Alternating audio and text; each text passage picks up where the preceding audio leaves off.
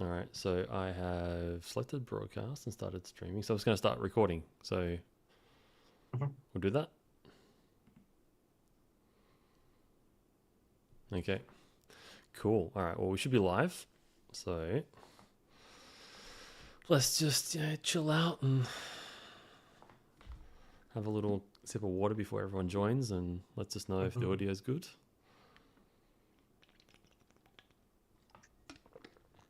I'm keeping an eye on the stream. Yeah, good evening and good morning, everyone. I think what are we're live at 4 a.m. Eastern Standard Daylight Time. So if anyone's awake for that, then good morning. I could hear myself on the stream, so let me just send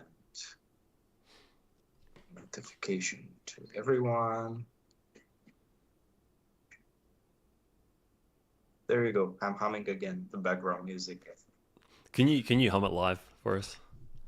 You were humming it in your head, or No, I was just. oh. It's not coming through your mic though. Oh, okay. You're like you could sing it. Can you sing it? You're a good singer, Raz. Down, down, down, down, down, down, down, down, down, down. Maybe I can hire as a. You can hire me as a background singer during the live gameplays. I'm just sitting in the corner and repeating this over and over again.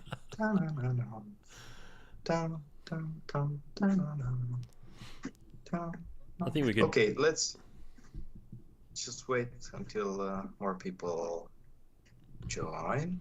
Cool. So yeah, play to earn news. I said that they can hear us both. That's good. Are the levels kind of both okay? The last time we did a stream, one of us was quieter than the other. I forget which way around it was. So hopefully we're both pretty well adjusted in the mix. Yeah, if not, I can just bring my mic closer. And I can like sing into the mic.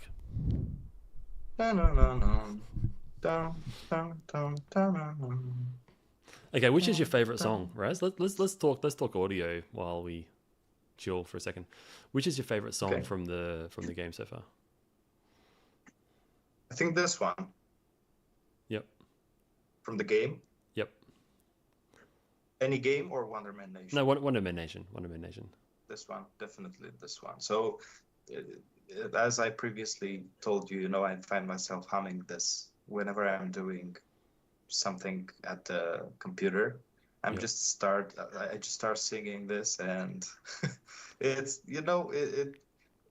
it's quite interesting because this doesn't happen with a lot of songs, and I'm singing, so it should be something that I'm able to do with any type of songs.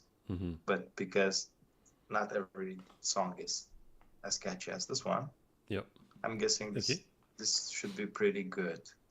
Yeah, this would be a question for the audience. So, what do you think about? Sorry, you go. I was wondering, what do you guys think about the song? Do you like the background music for the Aztec Nation? Do you have some feedback about this? I remember Garth was sharing a bit about the process and the creation of the songs, but we haven't heard a lot feedback about the songs. We have some feedback about the game, and I actually have a question for this, but let us know in the chat, guys. What do you think about the songs? Do you like them? And people haven't heard this the breeding song yet either, so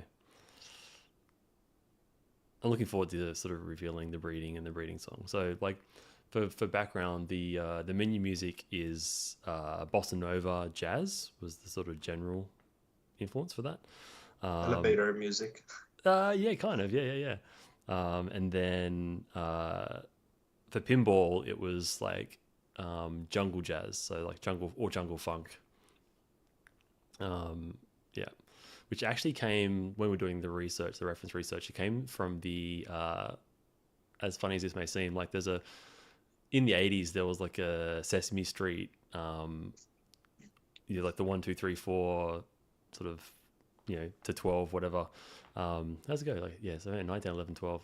Yeah, song, like, so the 1 to 12 song, and it had like this like 70s. So it was like in the 80s, but like this animation was made in the 70s. It was like this awesome like 2D art of a pinball game with this like funky 70s music, like disco kind of music. We saw that and we're like, yeah, this is a cool direction to follow, So a Sesame Street counting song was like one of the early references for that. Yeah, Yeah, that's pretty cool.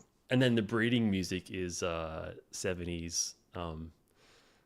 I gotta be careful if I say the word, but seven. You can imagine it's breeding, right? So 70s funky, like R&B something. a bit more risque than that, like Okay. kind of music. Yeah. Yeah, I actually love jazz so much. I'm a big fan of jazz, but I think this one, the bossa nova, just some more chill, is quite something for me right now because Damien is shouting all the time. So I think I'm leaning more into chill music rather than listening to up tempo and jungle stuff. Yeah, But yeah. I love that as well. So yeah. Yeah, something to bring you down rather than hype you back up Yeah. even more. Yeah, yeah, yeah, Lowering my heart rate a yeah, bit. yeah. Cool. All right, should we? There's a few guys saying hi. So yeah, hey Greg, Hey guys. Shapura, and Alexius. Good to see you all. Thank you for joining. We're here with Gar, the creative director of Wonderman. I'm Razvan. I'm the community manager. We're happy to have you all here. We're going to be discussing some updates. We're going to be answering some questions from the group. And also, if you have some live questions, please feel free to write them into the YouTube chat. And yeah, let's see where this is going. I'm really excited. I haven't heard the updates before. And I'm also as excited as you to hear everything. So how are you, Garth? I'm good. I have told you about my last night. So my 2 year and 10-month-year-old was up all night with an ouchy mouth and like a sore throat. So she was like crying, and I got like no sleep. So yeah. So today was an interesting day. So but I'm good. We have this around here about this time, but hopefully Damien won't catch it. So yeah, I had a good night. I had a good sleep. I'm sorry about you, man. I know it happens to me a lot, but not today. Okay. Have anything to share with us before jumping and diving into the community questions? What do you think we should start with? I think like any update that I have is going to sort of be touched on by the community questions. So maybe we start with the community questions, and then I'll just pull my info out as we go. Yeah, sounds good.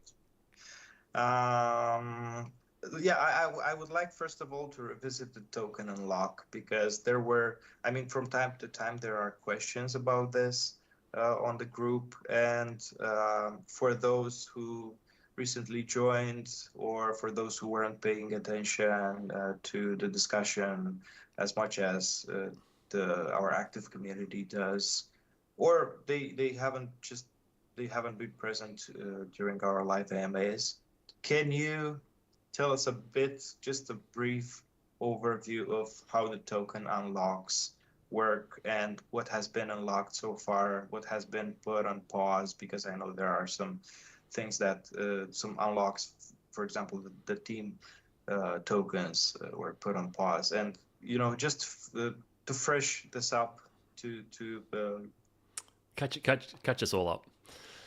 Yeah. So the only tokens that have been unlocked were the exchange liquidity, which was unlocked at day 0, so that all exchanges have the liquidity that they need. Public sale tokens, and then private investor tokens. Everything else has remained locked. So that's like team, ecosystem, play to earn, advisors. I think that's it. I think I'm missing any. And the reason for that is twofold. So the first reason is that it was like a week before our launch, Phantasma Chain went down. So we'd built a lot of our automatic unlock and our technologies for the NFTs, etc., onto that chain. And so when that went offline, we're left there like hanging, having to sort of like quickly develop stuff to do the BSC swapping and etc. And we had like tokens already sort of automatically swapping from Phantasma Chain to BSC, so it just sort of like took all of that offline.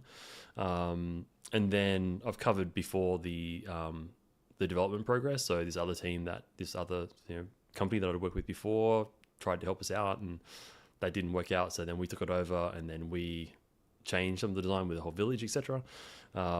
So because of those delays, releasing like. We don't want to hold back on like public and private investor tokens because people have paid us money to get these tokens. So cool. So we definitely release those, but we don't want to unlock the other stuff until we have the game released and have utility. So if we just went through with all of the play to earn releases and ecosystem ones and staking rewards, I forgot to mention that earlier. And staking rewards, then we just have all this liquidity out there without the game utility. So, like those tokens should unlock with the game. So that's why they got delayed. Okay, so this basically answers PhotoClick TLS question for over YouTube when their token unlocking starts. So basically at the launch, we're going to start unlocking. Yes. How can we move Wonder from MetaMask back to Pavilion? Is there any option right now? I will have to update everyone again on that just before we do it because, again, we had that inbuilt in Pavilion, but then we've done the Phantasma Chain went down, and now we're doing the chain update. And so we've had 2 different integrations for BSC tokens and ETH tokens into Pavilion. One via MetaMask and one just like a native integration that we did ourselves. So when we sort of put everything back in and like do the final connections, then we'll know. But yeah, it'll be one of those. So it'll either be you just log into MetaMask like you normally do with other apps, just like connect to MetaMask and authorize it, and then you can access them from there, or you just send them to your address in Pavilion. And that will either be a BSC and ETH address that we create when you make your account, so you just set it to that address, or we're looking at the options of adding your own wallet address into Pavilion as well. So that's another thing we're looking at. Yeah, that could be something good. We have a few people who just want to get their tokens back to Pavilion so they can get the benefits. Mm-hmm. So yeah, it could be useful for them to have them options available. Yeah. Some technical questions at the beginning. Does Pavilion handle the transactions for the Phantasma Chain users? How does that mean? As in like gas fees? Yeah. Yes. Yep. How does that work exactly? Do they also burn? Are we also burn a percentage of the kcal used for the transactions? So the way it works is we pay it. So Pavilion is essentially like holding like a treasury of kcal. So we pay it back to Phantasma when we use Phantasma. And then so from the other side, so if the question's about like will Phantasma burn kcal? Is that kind of? No, it's a follow-up questions about Pavilion. Yes. Okay. Yeah. So Pavilion doesn't burn anything. We use the Phantasma Chain ecosystem. Okay. Can we purchase an NFT if any on sale to take part of the pinball competition, or do we have to be an OG NFT owner? Can I answer this? If you like, yeah. Of course, I mean probably. Correct me if I'm wrong, but you don't have to be an OG NFT owner.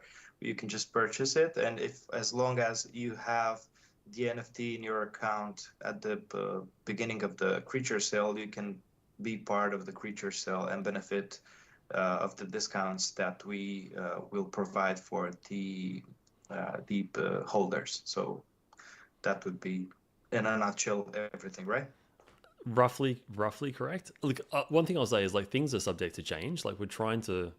So this is that kind of ties back into the broader question of how we're going to roll out the beta campaign, right? So in terms of the NFT, like the OG NFT kind of thing, like first in or next in, we gave out those first in NFTs so that people who were the first 1,000 people to do the campaign got first access to the game, which means they get like you're seeing, they're getting first access to play, getting nectar rewards for the leaderboards and just getting their skills up, right? So they get the bit of chance to give us some feedback and help us out, but also get some practice in and get some nectar. We're going to keep on rolling this campaign out to more and more people. So as of, and this is probably the next kind of big update, as of like Wednesday, date to be sort of firmly decided, we're going to have a new build, at which point we're going to expand the campaign, and everyone who bought Wonder and or Nectar tokens or any tokens through the Pavilion Hub token sale will get a new NFT minted to them, and they will also get access. Yeah, so that goes out middle of this week. We want to get it out before Christmas. So we're doing a build tomorrow night, and then we're going to review that build. If that build's good, then we just go with that. If there's any bugs that we want to fix, then we'll do another build on Wednesday night, but that'll be soon. So there will be a new NFT.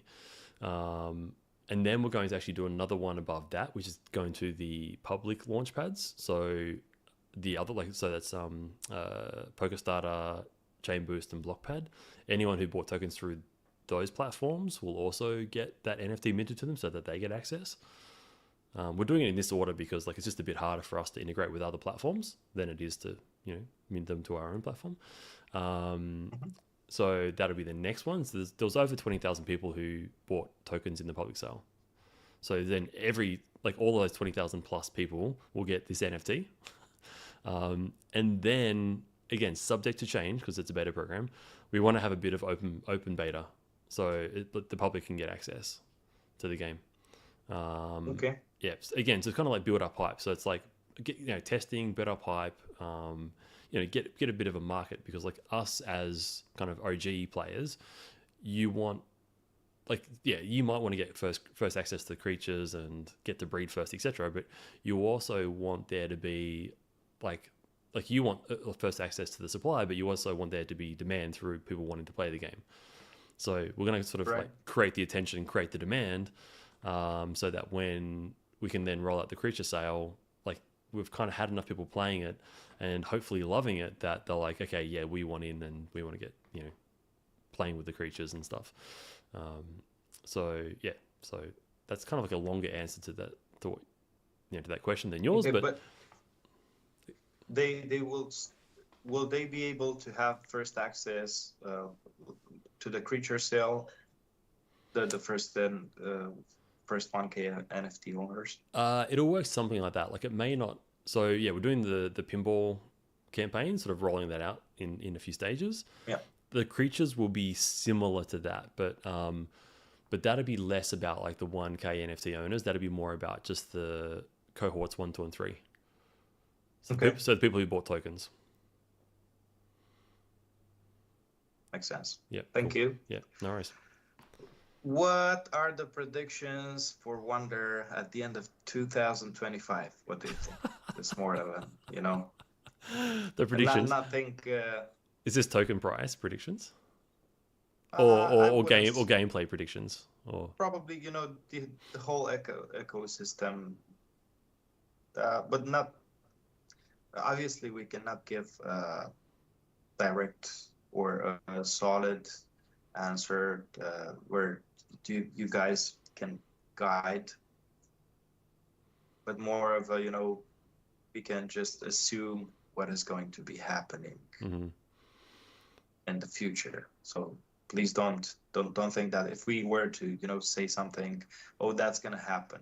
There are always some variables, and but yeah, I mean, it would be a good thing just to think about how do we see this moving forward for the next year, the next whole year. Yeah, cool. Okay, so yeah, I'll talk about like the gameplay and the game release plan, right? So as everyone knows, we did pinball kind of as a not like a last minute thing, but like it was a bit of an afterthought. Like we wanted to attach a mini game to the marble opening, and the marble opening was an afterthought of like how do we keep the creatures in stasis, so that you can breed creatures and you don't have to like they don't start growing up before you're ready. You could sort of breed 20 over a couple of weeks and then unlock them all at once, you know, and have them all raised together, like make your little crèche or whatever.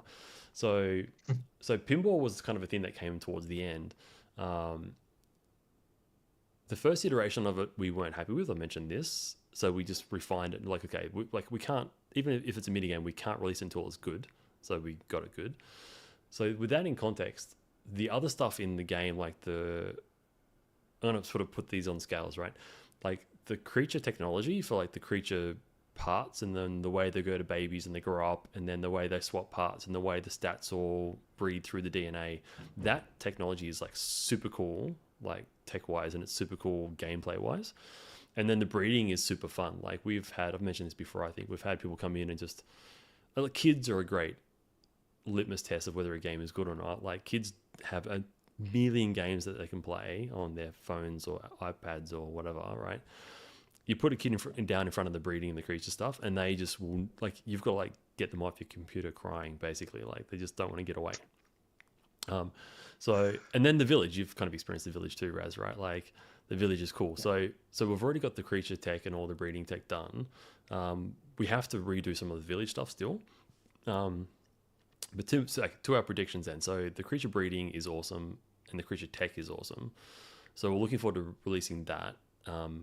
Our current plan is to release that. So this is a bit of a, don't hold me to this date, but this is a bit of a reveal. Our current plan for that, which makes a whole lot of sense if you think about it, is Valentine's Day for breeding. Okay. So, yeah. Okay. So we're that would be great. So we're currently targeting Valentine's Day for the breeding release.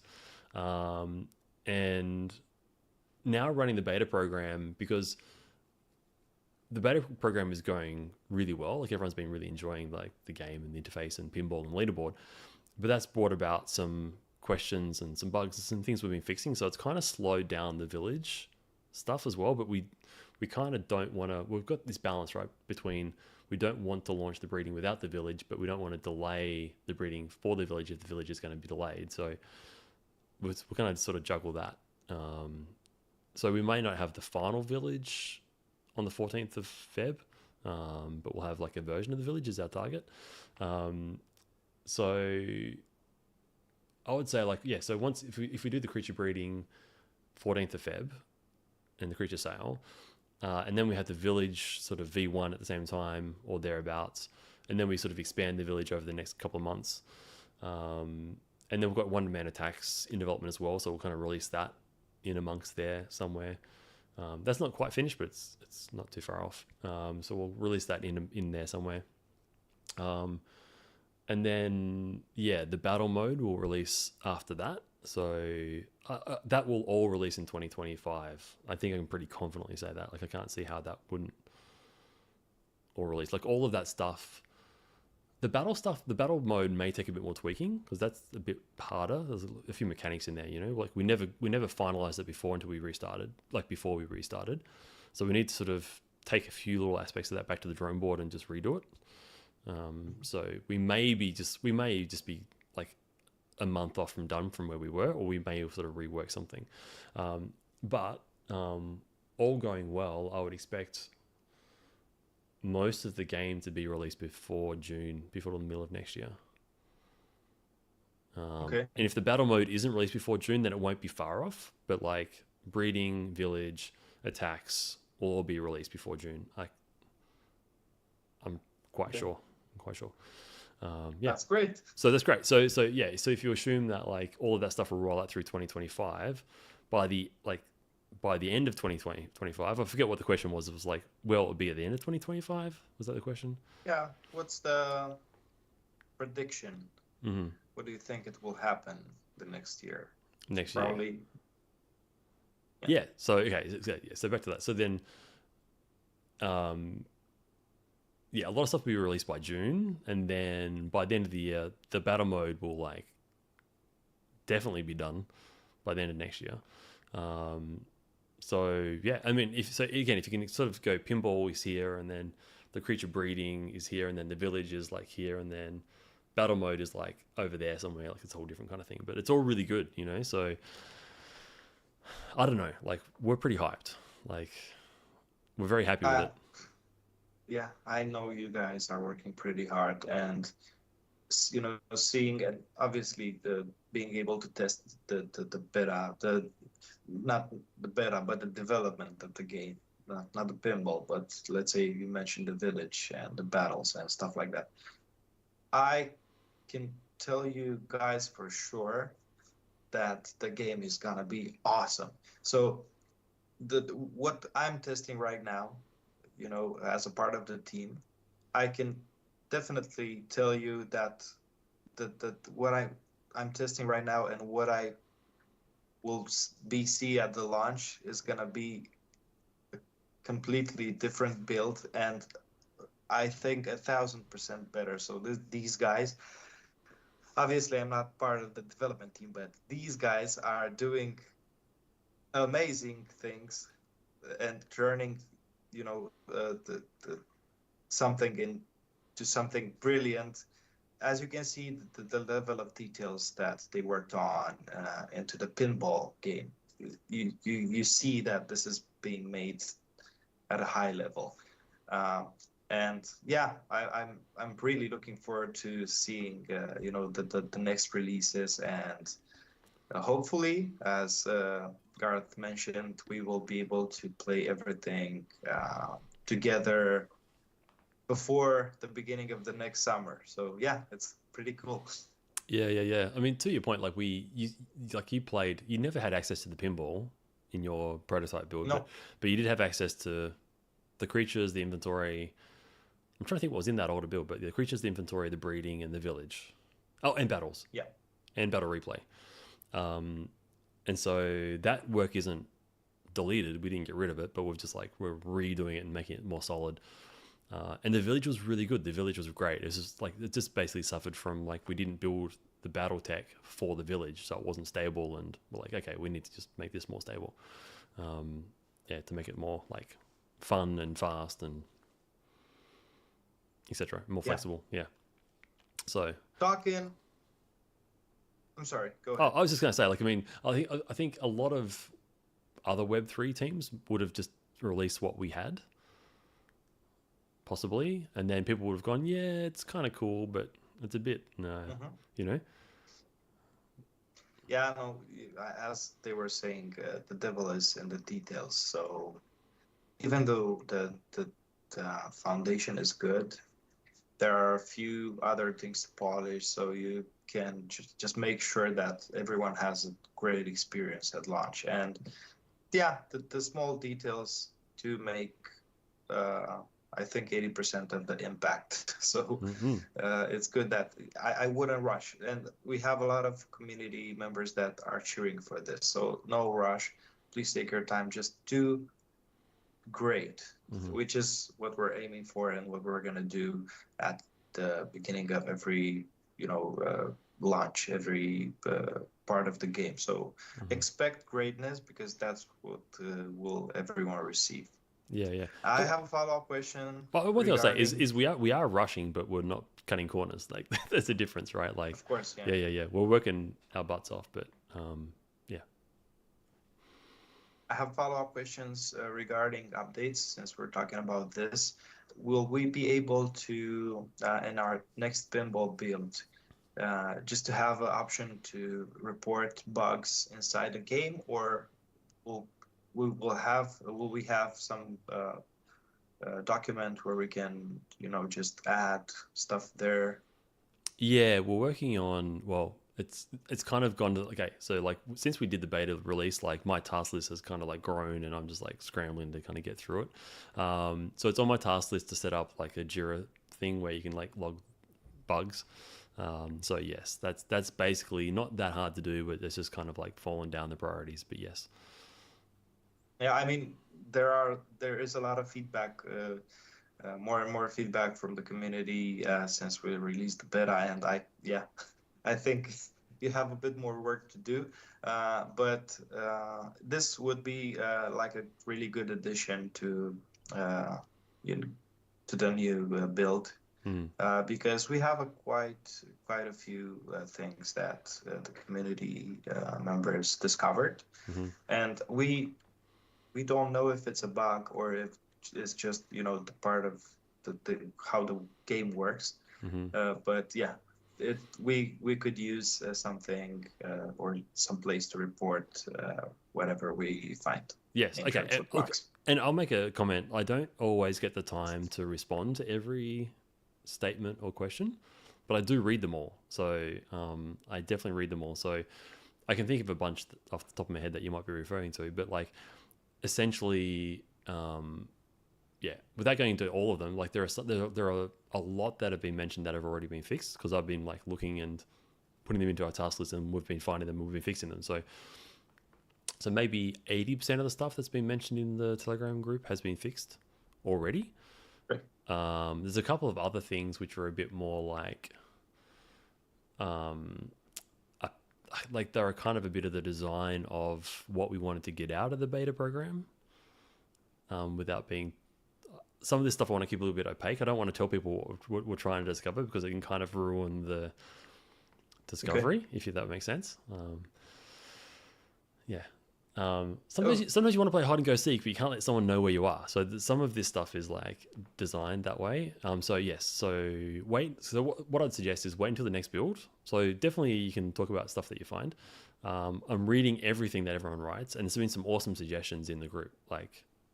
And sometimes I'll go to respond, but then I get distracted by my team, and then before you know it, it's like midnight. I'm going to bed. And I'm like, oh, I've got to get some sleep.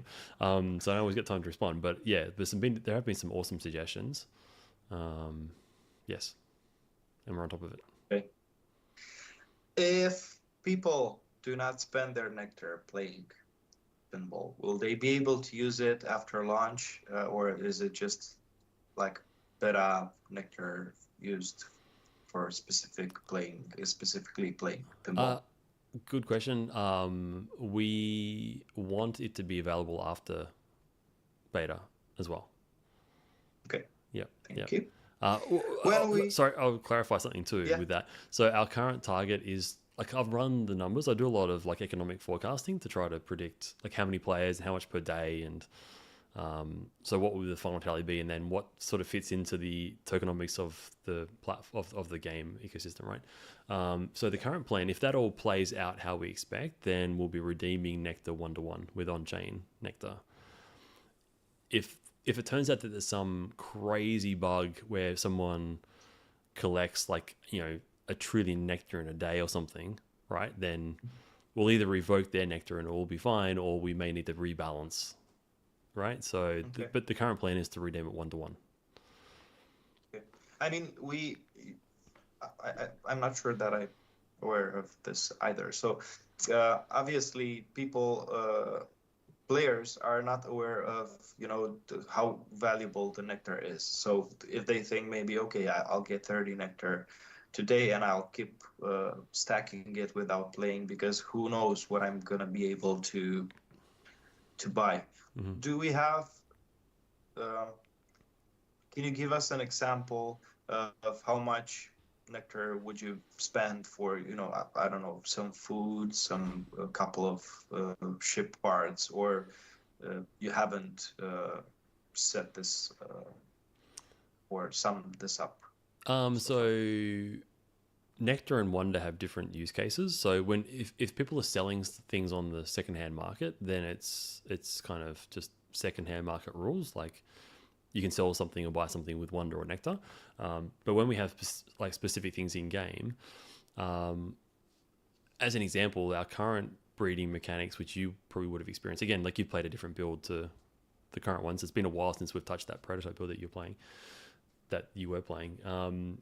You have to play Wonder and Nectar to breed a creature, but that's changing that'll change for release unless we decide to change something again. But the current thing will be you spend nectar to breed a creature, and then you spend wonder to like open your marble and then play pinball and then get your creature out. So there'll be different things you can do with different tokens. So yeah, and then depending on how many times you've bred a creature, the nectar price will change. And the nectar price, this is be on your build too, Raz, like the older build, like the nectar price changes depending on the like attraction of the two creatures. Mm-hmm. Right? So the price isn't kind of fixed on anything, if that makes sense. Okay, So not even on the food. At this stage, no. At this stage, no. We want to be giving away food as well. Like food will be discovered during battles. We already like had that in our old battle system as well. So we need to just kind of balance everything to make sure that we're kind of like, you know, selling some food and when people are discovering some food. We don't want to flood the market with food and, you know, make it really cheap and vice versa. We just need to keep that stuff balanced. So, but what I would say then though is, for example, like if you're collecting nectar through this beta program, it won't be like, you know, you collect nectar every day and then you've collected 100,000 nectar and then we bring out the breeding and it costs you like 1 million nectar to breed a creature. Like that won't happen, if that makes sense. Like it'll be cheaper than that. So like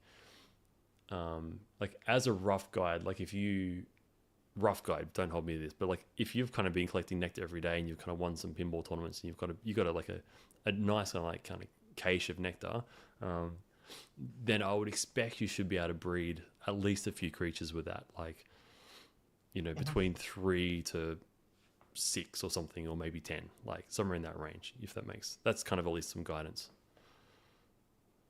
The reason why I was asking this question is because maybe some people are hold off playing pinball, hoping that they will get a lot of nectar and do stuff in game. And it was actually more than, you know, let's sort this out, and then maybe you can just focus on having fun and playing instead of just earning a couple of nectar. Because I don't feel, you know, like claiming 30 nectar tokens per day would give you a lot of benefits if you start a game with them. So my suggestion would be for everyone who, you know, are doing this instead of having fun and playing the game, the pinball assignation game, to do that instead of, you know, just keeping them there, hoping it will make a difference. Yeah, I mean, it probably depends too. Like we might launch Wonderman attacks into a closed beta as well, so you could sort of use nectar to play in that. And I guess to some of the questions that have come up in the Telegram group, in terms of like the balancing of the scores and making it more attainable to get sort of a high score as opposed to like learning some exploit and exploiting that. If people feel, it's kind of our job through this beta program to make people feel like they can spend the tokens and have fun and, you know, with a little bit of practice, you know, get into the leaderboard as well. So this beta program is about us all figuring out some of that balance. So Okay. So to put it a different way, I totally don't mind if people like just collect nectar every day and then hoard it for a while, because it's our job as a game developer to make you want to spend it, right? So that's kind of a part of this beta program is like we're kind of we're watching that to get stats on like how people are playing, how many people are just collecting it for now, because we want to get the balance right, if you know what I mean. So yeah. So yeah, so let's not tell people what to do. Like the beta program is about like us seeing what people want to do and then balancing the game. Okay. Thank you. Yeah. When will we reset the pinball high score? Once we release this new build. Okay, that's great. Because I was aiming for top 5, and then these guys who did amazingly good at the game raised the bar, and then I was thinking, okay, maybe I can get to top 10, and then okay, maybe I can get to top 20, Yeah. and then right now I was playing earlier, and I'm just pretty pissed off because I cannot I cannot surpass my own high score, which is about 700,000, Yeah, which is not a lot. I want more, yeah, and yeah, I will just I will be keeping an eye out for the high score resetting just to make a couple of 100,000 yeah, and just be in the top, I don't know, 10 for a couple of minutes, hopefully, yeah. until these guys come with 10 million high scores. By the way, what do you think about this? I mean, I wasn't expecting Wonderman to be dethroned so fast. Yeah, I wasn't either. Like I thought he might. Um, I don't know. Like this, the same thing happened with 22 Racing Series when we launched that. Like Brooke and I are really good at it, and we just like I knew people like we developed the game and played the game a little bit. Like we kind of play in balance. We don't get to sit there and perfect it because we have to go back and develop. So at some point the community will overtake you and they'll be better than you. That's fine, you know. But you kind of always expect it to take a bit longer, especially since we limited the supply of nectar. Like 3 games a day. Like I thought, you know, it'd take a couple of weeks of that before people could dethrone Wonderman. So I'm honestly really impressed. Surprise, surprise. Yeah. Look, Yeah, should I give a little pinball tip to those? I don't know how people are playing oh, it right now, but a little pinball tip. When it comes please do. to, so imagine I've got a keyboard in front of me right now. Um, I keep my 3 sort of forefingers, my pointer, my ring, and my index and my ring finger on the direction arrow keys the whole time. Right. So as you Okay, play, it's like I kind of have like my left pinky on control. I have my thumb on me space. too. Yep. My thumb on space bar. Well, Okay. I mean, you only need that at the start, but I leave my fingers in the same spot just because then it becomes muscle memory, right? I have Mhm. my right thumb on control. Yep, and then Yeah, my next 3 fingers on the direction arrows the whole time. So but you so you only left and right work, right? no, and top up. What do you do with the top? It tilts it's like pushing the pinball machine forwards. Oh man, I Ah, didn't know we have this option. that's where you're going wrong because like if the ball's going into the side, like the outlanes on the side, right? Oh, you can just Tilt, bump tilt up a bit. tilt it up. So if you tilt left or if the ball's going this way to the outlane like that, let's say, if you tilt left or right, it's not going to help you. It's just going to, I mean, it might, slight chance, but it most likely won't.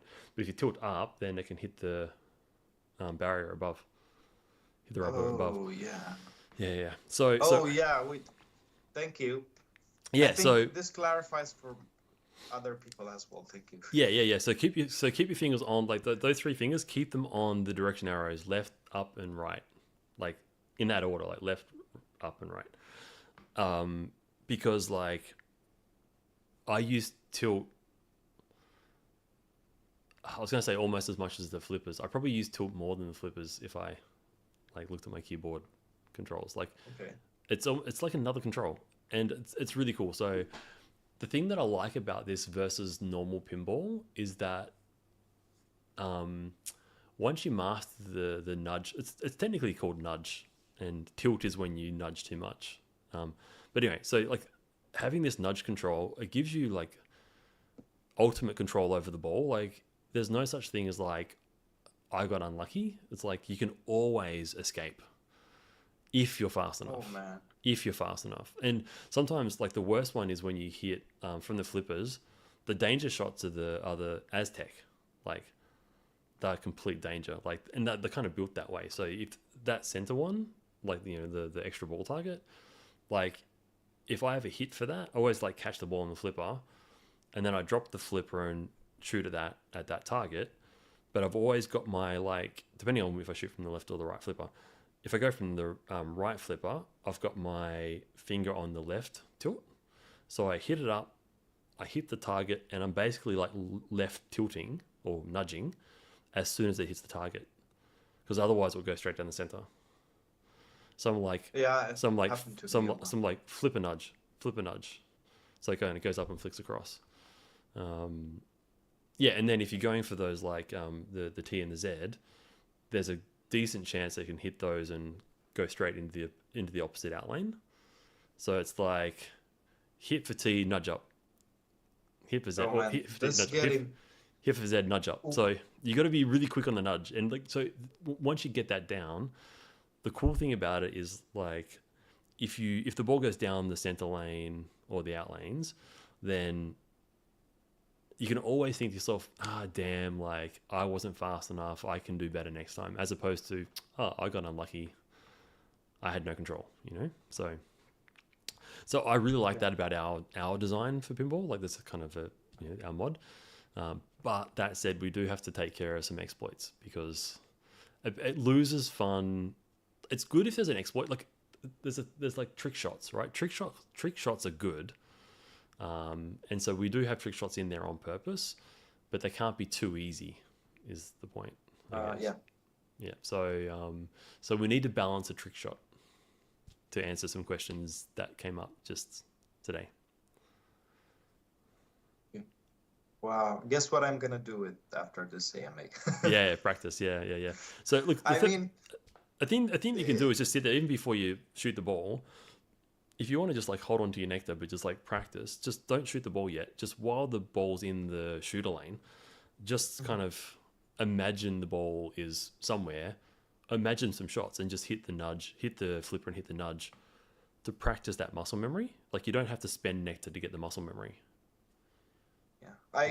I have to just rethink everything because I was not using the up arrow. So basically I have to just do something so I can just practice my muscle memory with the new way I'm holding the hand. Yeah. But yeah, I mean, it could be the fact that, pinball isn't that popular here around this area. I'm not sure in Romania or, the neighbor countries. So I obviously didn't know any type of, trick shots or tips and tricks before starting playing pinball, Aztec Nation pinball. So yeah, it's quite complicated for me at the beginning, but I'm learning. I mean, I reached 700,000 high scores, which is good. That is good. Yeah. It's pretty good, yeah. Yeah. But I'm gonna do better now that you share this with us, and I thank you, and for me and for some other people that didn't know about this. Moving forward, we addressed this about breeding and creature sale. This is an interesting question. Some people were interested in working for Wonderman Nation /GoTee. And someone noticed that we even have on the GoTee website some available openings. Are these up to date? Are you looking for someone, on the dev? Do we have any openings available right now? Those openings were like 100% like actively being searched for like a year ago. We have kind of filled those roles, but we're also like always on the lookout for like a really good fit.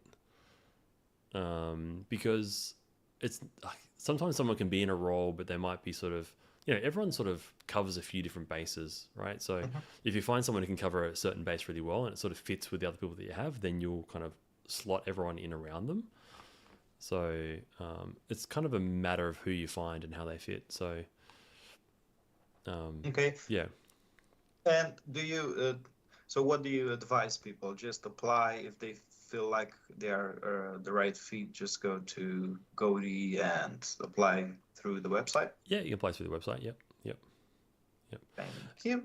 Look, I'll clarify too. Like, if we're actively looking for someone, then we're usually like responding to resumes like really quickly because like we kind of have a gaping hole and we need to fill it.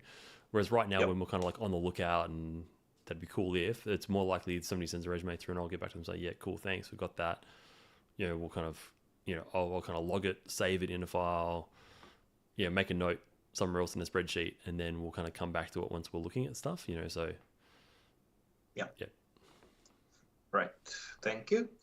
Uh, some people were saying that adding more mini games in the future will be a good evolution, and maybe make some mini games independent of Wonderman at some point. What do you think about that? Yeah, it's super cool.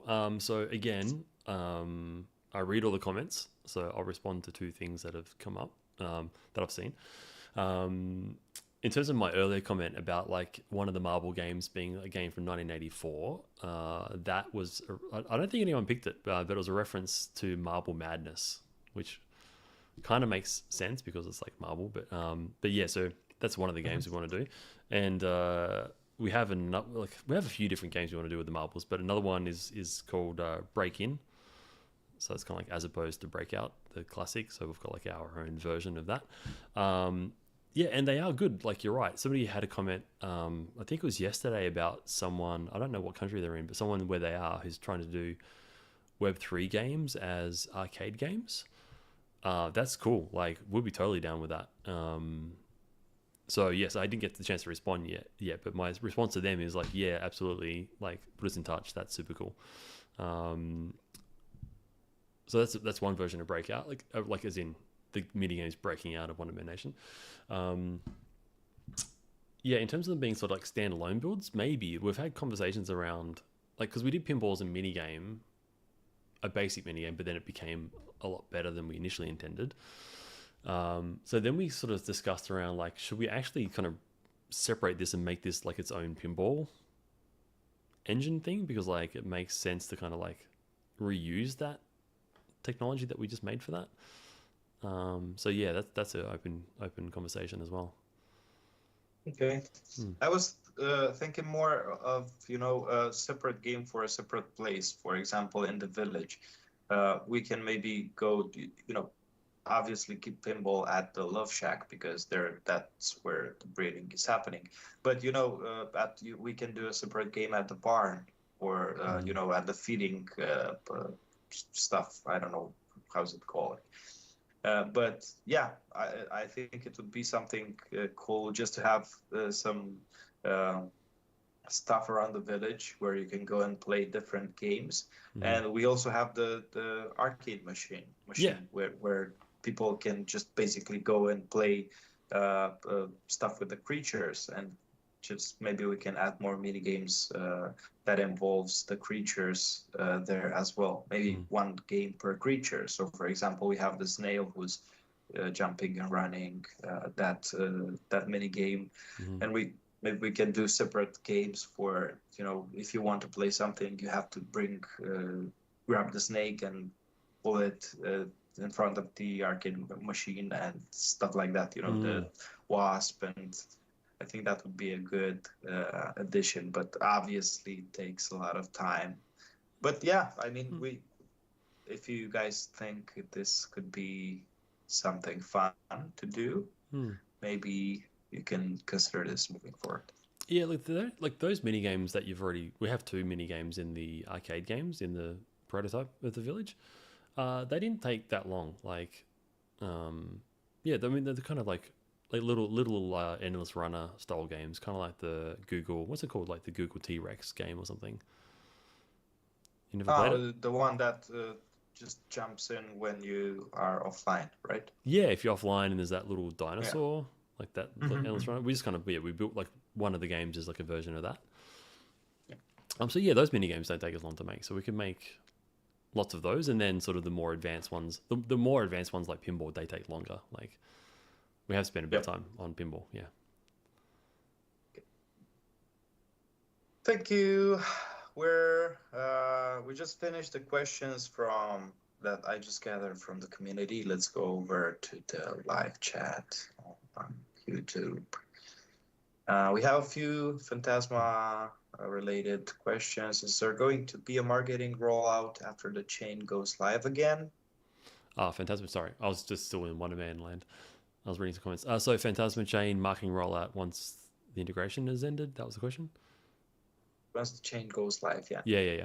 Again. Yeah. Yes is the answer to that.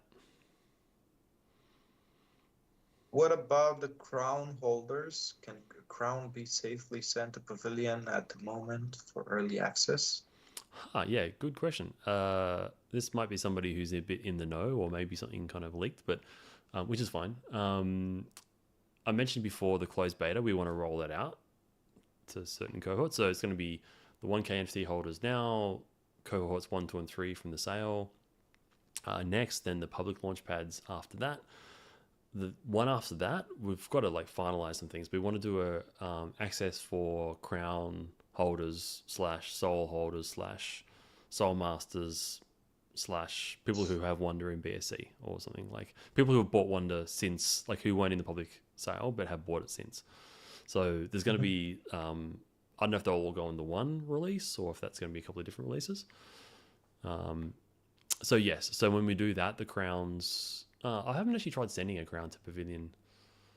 The Pavilion one, it should be actually, no, it should be totally fine already as it is. That should totally work now. But it won't give you access to anything. But yes, we will have a thing where if you have a crown NFT in Pavilion, you will get a closed beta NFT. Okay. So is there going to be that this is my one of my questions, is there going to be a big delay between cohort 1, 2, and 3 and the public sale holders? A big delay in terms of time access. I don't plan for there to be one. Again, it comes back to like what feedback we get back from the community, like because we haven't talked about the mobile build yet. So it depends on what feedback we get back. Like if we get back feedback where it's like, because we've done a mobile friendly, like that's kind of like an important word there, mobile friendly build. We haven't done like a bespoke mobile app. So we've put a bit of work into that. We hadn't planned on doing that. So that's kind of, we've like shoved that in. By shoved, I mean like I had to work until like 2 a.m. optimizing all of the textures in the game, and like it's, been a bit of work. And we've redone some new UI and stuff. So depending on what we hear back, we're going to roll out this mobile friendly version. It is really good. Like, as in, it's a bit of a stopgap mobile version. It's good, like it works, but it's not as good as a bespoke mobile installed app. So if we release this new version, which is good in terms of it feels good, you can totally see that it'd be good as a bespoke mobile build.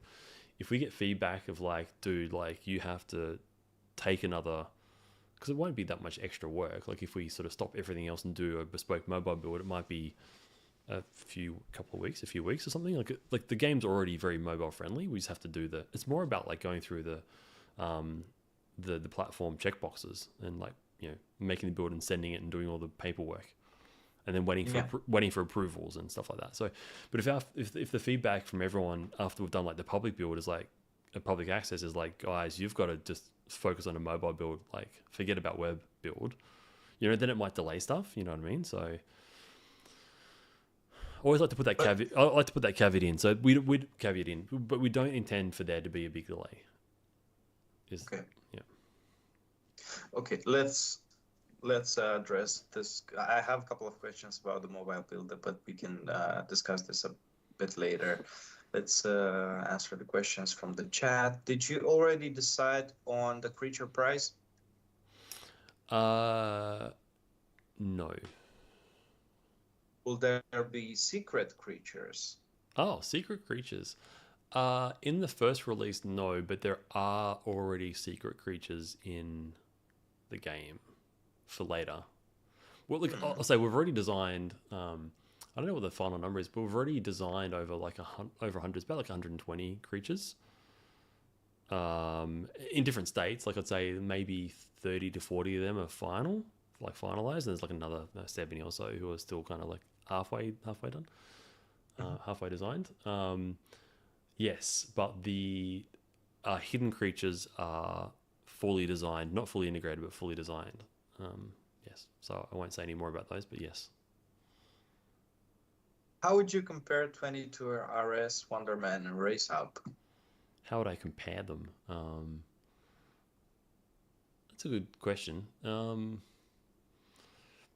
It depends. I'm trying to think of the simple version here. Like I'd say, okay, so with 22 Racing Series, we've definitely put like we built an engine for that, and then we built RevGen for that. We built our own game engine. We designed a whole new style of racing game, or two different genres of racing game, like real-time strategy racing and future physics racing, two new racing genres in one. And we built Pavilion Hub for it. So like it's like a lot of tech forward development, which means that there's some gameplay UX stuff that like the gameplay UX polish that we put into Wonderman, we haven't gotten to put that into 2022 Racing Series yet. So 22 RS is still like another one of our passion projects. It's like the catalyst for Goaty. It hasn't been forgotten. We will continue to develop it. I really look forward to having enough money with Goaty that I can have like 3 teams that are kind of doing all of these games, and I can just kind of creative direct them, and then like there's a full-time team on each. So 22 Racing Series, very cool tech, very cool new design, like, you know, kind of cutting edge next gen or different, like, what's the word I'm looking for here? Sort of a new fertile ground of undiscovered game genre. It needs UX polish and some other features like multiplayer and a single player experience. So it's like getting there, but it's not finished yet. Wonderman Nation, it's one of the few projects that we've been able to work on where we've been able to like just go in there and just like make it right. Like it's all like, it's like the back end stuff is right, the, you know, the visual style is right, the sound is right, the polish is right, the UX is right, you know. It's kind of like, if you can imagine that UX polish in 22 Racing Series, then you'll get an idea of where 22 Racing Series will get to. And Race Hub is kind of in the middle of both of those, if that makes sense. But Race Hub is kind of like a slightly kind of reimagining of 22 Racing Series. It's kind of 22 Racing Series, but with like the modding, sandbox platform part of 22 sort of more forward facing. We refer to it as the Roblox of racing, if that makes sense. So it's kind of like more like a racing sandbox, you know, with these things in it. It's really good. And Race Hub, it's amazing. Unfortunately, I don't have the specs. I got a few days for testing. I don't have the specs for this laptop to just run at that high, like full frame rate. Mm-hmm. Yeah, but you know, let's see what happens. Yeah, and I can upgrade my laptop. And I have a really interesting idea about 22 RS. We're just gonna. That's all I'm about to say right now, but I'll have to fill you in about this. I think it's a great idea, and let's see what we can do about this. Yeah, like Race Hub is I think a lot of people from the outside don't realize how much we built with Race Hub. Like we built a heap. There's quite a lot of awesome stuff in there. And then, you know, the Phantasma Chain thing that happened like a week before we launched like that campaign. It's like, yeah, the timing was really just, I mean, yeah, it was what it was.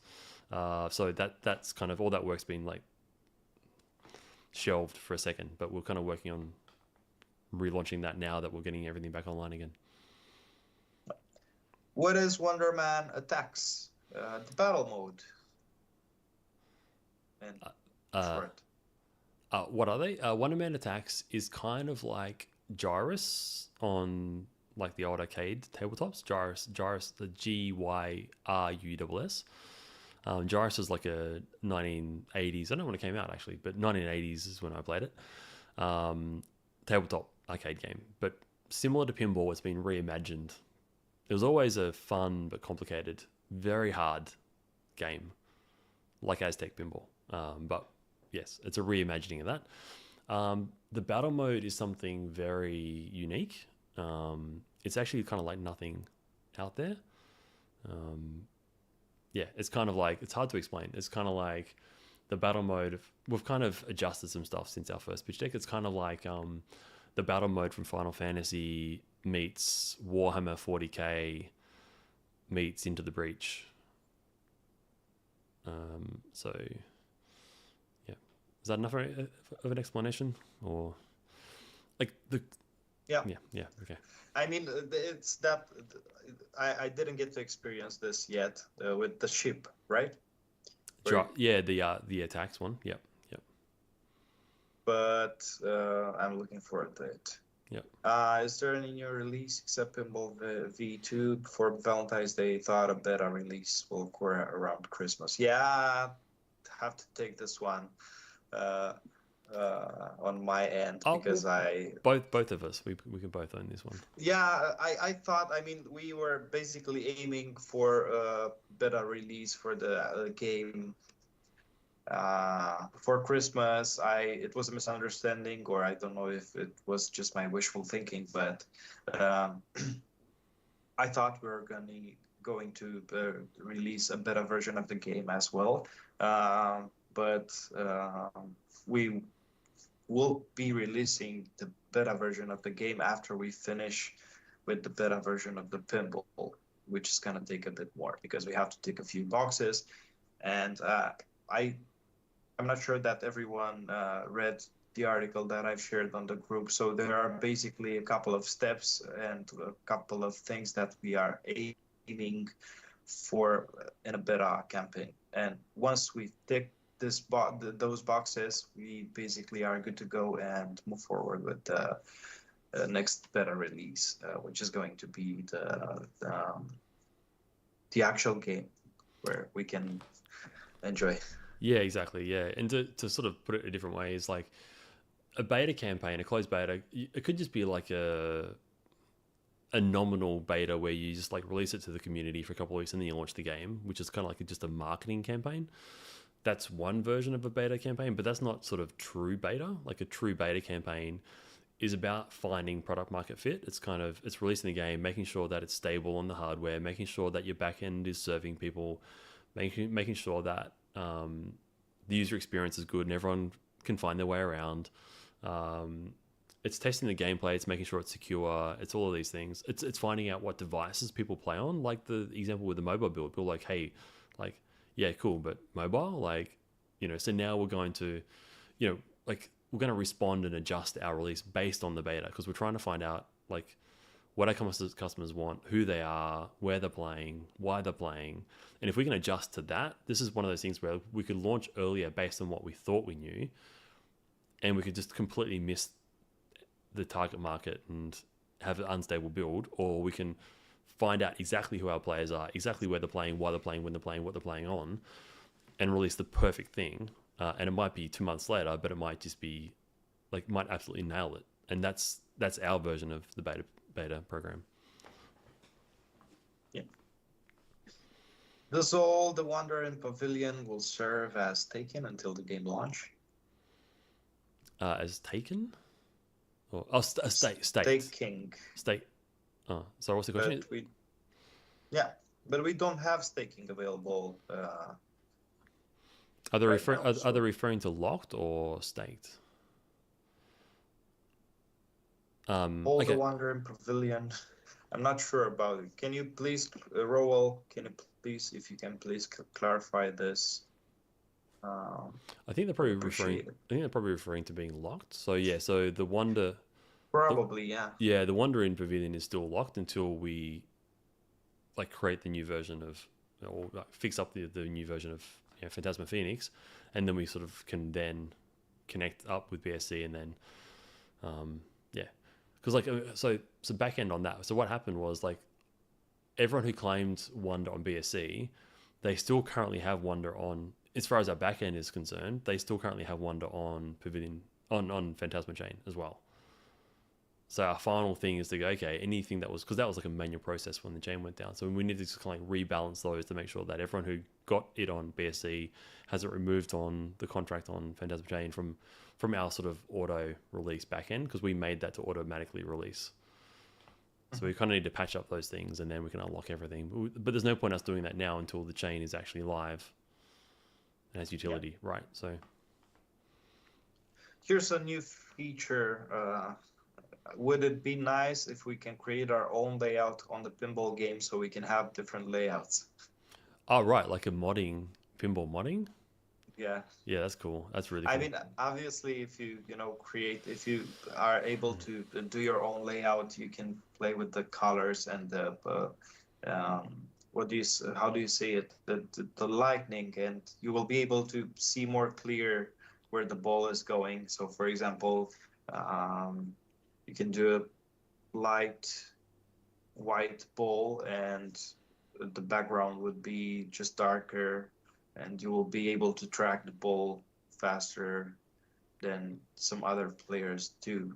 But that wouldn't be like the equity wouldn't be the same for the players. Hmm. I wouldn't add this feature, but yeah, it's nice to have if you want to play by yourself and don't compete in the leaderboards. Mm. Yeah, What well, do you say? yeah. Look, okay, so the way I'll take that direction is the idea of making like a modding version of pinball. That's a really cool idea where we sort of take the pinball that we made and break that out into a mod toolkit so the user can put the poppers wherever they want.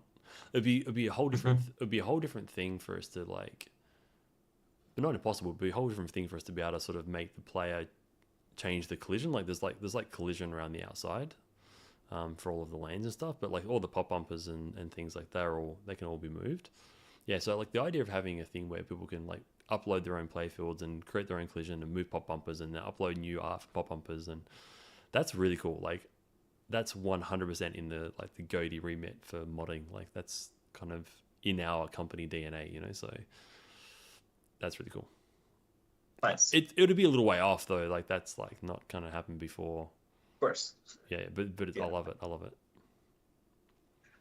How does Wonderman Nation games attract in crypto industries like Axie Infinity Project? Sorry, I don't understand the question. How does it? What? How does Wonderman Nation attract in crypto industries like Axie Infinity? Um, mm, okay, yeah. I'll answer that question with a statement. So, Axie Infinity gained in popularity in a similar ways to like CryptoKitties or something, right? It gained traction and popularity because it was like a play to earn game and you could extract value out of it. But it became a pyramid scheme pretty quickly, where like the gameplay maybe wasn't as compelling as the earning, and then yeah, it just became like it kind of collapsed in the end. So it's not like my opinion; it's just kind of what happened, right?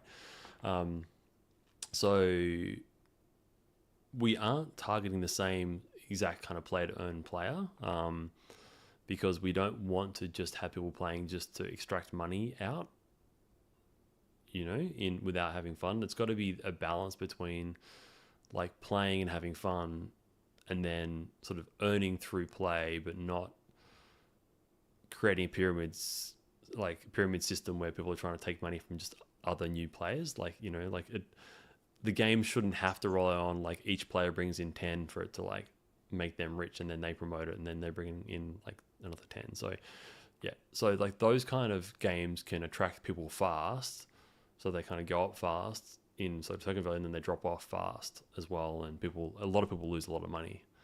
um, yeah, so we're not sort of releasing our game with the same kind of mindset. Okay. Yeah, thank you. Hope this clarifies your answer, your question, Photoblick. Any first-person game down the line, like PUBG? Ah, yes, this is for Pavilion Hub or for a mini game for Wonderman. I think it's a question for Pavilion Yeah, in okay. general. Yeah, look, okay. I'll probably answer with the Wonderman Nation thing. Like, we do often have like some fun ideas for different game modes, and one of those is like an RPG thing, like a top-down sort of isometric kind of thing. So the idea of a first-person shooter thing making it into Wonderman is not out of the question.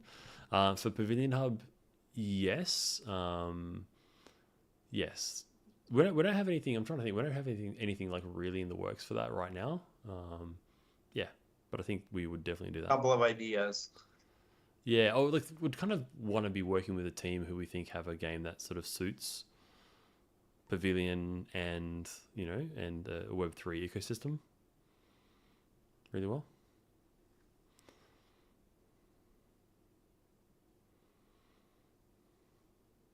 What engine would you recommend for a young game dev company? Unity, Godot, or something else? It's a good question. It kind of depends on personal preference, really. Currently, Godot, we've got our own engine for the racing games, RevGen, and then we've got Unity. We're using Unity for Wonderman Nation. As a part of our mobile build, we upgraded to Unity 6 recently. And that was really good. So if you haven't checked out Unity in a while, Unity 6 is really good. They definitely have addressed some complaints about stability, etc., that people have complained about in the past. So Unity 6 is really good. It kind of depends on the game that you're making and the team that you're working with. If you have they're all good engines. So if you've got a team who mostly love Unreal, and it suits your kind of game, it's got features that you need, then go for that, or vice versa. Is there a supply limit of Nectar? Supply limit? No.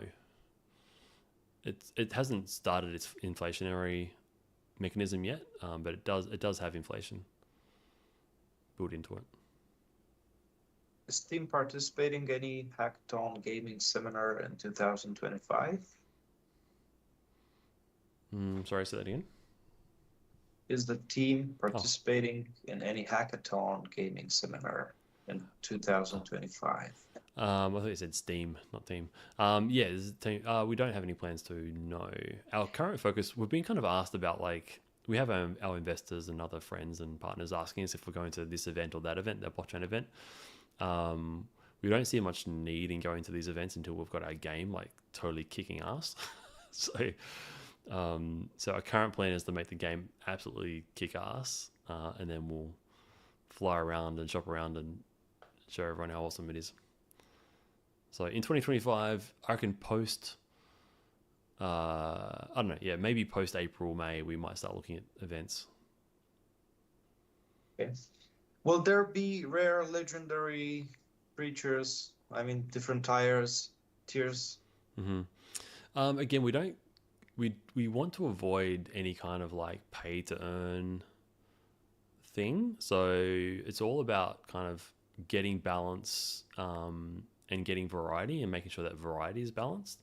So you kind of see this in other esports games, like Dota or LoL or whatever, where some characters, they're all kind of balanced, but they're different. They have different attributes, and so you might choose a different character for a different purpose or team them up differently.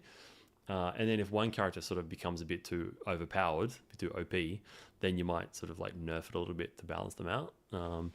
So ideally, you want to have good balance, because if you've got someone who just gets a legendary, I don't know, I think the Web3 space love to see legendary ult, some legendary thing. I'm going to go in and wipe everyone out and win. It's well, that's a one direction street. If you go in and you do that, then you wipe the floor with everybody, and then no one else wants to play with you, right?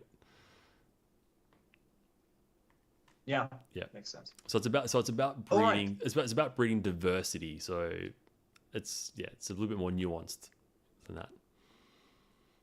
We also answered the questions from the YouTube, and I have a question regarding the mobile version. So how that does the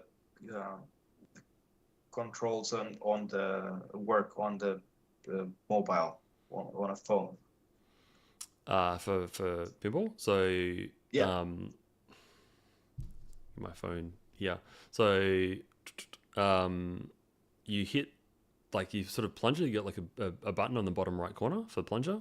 Mm-hmm. And then once it's up, then that turns into a flipper. So you've got flippers on the left and right bottom corners, and then you've got tilt on the bottom for pushing it up. That's just there to the left of your right flipper or the right, and then the sides are tilt left and right. So you can just push on the sides to tilt. So you don't just move your phone.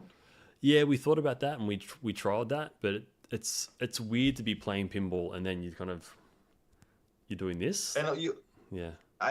yeah, because even when you're invested in the ball there, and you might just do stuff unintentionally, and that's why I was asking, Yeah. because even though it's a great feature to have, if you have uncontrollables movements when you're too focused Mm. there, you might lose the ball just because you are doing this without realizing.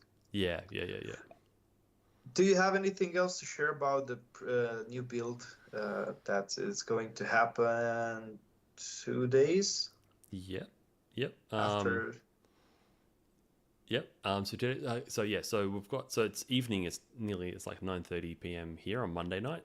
So our all of our bugs and feature changes are essentially done. So tomorrow we're just kind of like finalizing that and doing a build and testing it. The kind of boring stuff. So then tomorrow night we'll have a build candidate that we push up onto our dev server. Then we test that overnight. If that all goes well, then on Wednesday morning we will push that live. If there's anything we find, then we'll sort of work on it on Wednesday as well. So Mhm. it's very close. What should I mention? So we've got a lot of bug fixes. I mean, there weren't a lot of bugs. Let's be honest. I think like we did a pretty good job with our first release. There weren't a lot of bugs, but there's some little things like Yeah, getting negative nectar. Um, yeah. that's a bug that's fixed. I won't go through all the bugs, but there's some audio things. Yeah, I stayed up to 2 a.m. one night cramming the like compression and the size of the textures to get better sort of frame rate, or like use less memory in the browser to fix some audio things and for the mobile.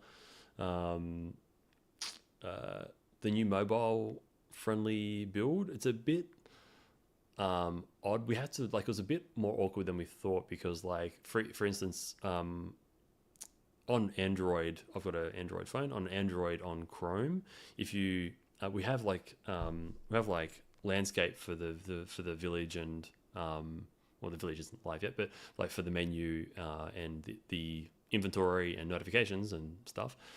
And then if you got to turn it around for pinball, but then when you turn it back, it doesn't work.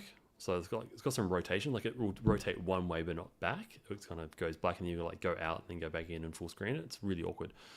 That's on Chrome on Android, but on Safari, we downloaded Safari on Android and it's fine. So we had to do some testing. So we've got like Safari on Android working really well. Unfortunately, there's a bug in Chrome and we can't fix Chrome. So yeah, so a few things. So the mobile builder is really good. What else have we done? Oh yeah, there's a collection. I won't say too much. There's another way to collect nectar in the new build, a new thing you can do. Yeah, some other things I'm sure I'm forgetting, but that's the main things. And we upgraded to Unity 6 as well, as I mentioned, which is it gives. So I've done more compression and optimizing for the textures, but then Unity 6 does also have better WebGL support and does its own like longer compression pass, so it's more optimized. Okay. Well, that's a wrap, guys. I think we addressed everything that we got from you so far. Thank you, Garth, for taking the time to do this. I know it's been a really hard couple of weeks, and you guys are working overtime for delivering for us, and we really appreciate it. Um, I hope we clarified everything. If there are any additional questions, you can feel free to uh, ask on our channels on Discord, on Telegram. I also mentioned, I went over the old Discord today, and I shared this live stream. So we do have a new Discord, which is available to join from the X account, Twitter account. I don't know if you guys still use Twitter as the name. So we have every official channel there. You can join over there. And yeah, until next time, thank you again. Have a good holidays and enjoy everything with your family. Take care, have some fun, play some pinball, and yeah, share some feedback.